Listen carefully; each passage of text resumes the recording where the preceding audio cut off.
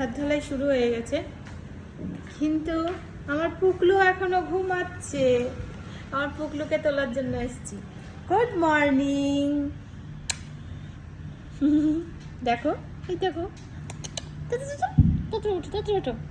ও ছাদ ঢালাই দেখেনি যখন, মানে সেকেন্ড ছাদ ঢালাইটা হয়েছিল, মানে ফার্স্ট ছাদ ঢালাইতে ও তখন একদমই ছোট, আর যখন সেকেন্ড টাইম হলো তখন বয়স কত হবে, তখন যাই হোক একদমই আরেকটু, মানে ওর থেকে আরেকটু বড় হলেও মনে নেই, কিছু ভুলে গেছে।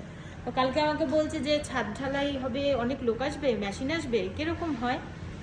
তাই আমি বলছি ঠিক আছে, তাহলে কালকেরটা মনে হয় মনে থাকবে, মানে এবার যেটা দেখবে সেটা ওর মনে থাকবে ছাদ ঢালাইয়ের কথা।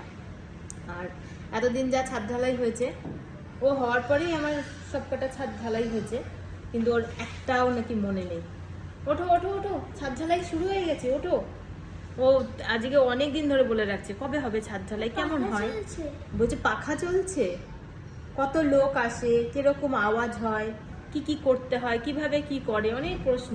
তো চলো আজ নিজের চোখেই দেখবে যে কিভাবে কি করে। চলো, ওই যে বাইরে আওয়াজ হচ্ছে, চলো। উঠছো? ঘুম হয়েছে? ঘুম হয়েছে? আচ্ছা, আজ রান্না কে করবে, তুমি? আজ মা রান্না করে দাও। রান্নাটা করে দেবা? করে দেবা রান্নাটা?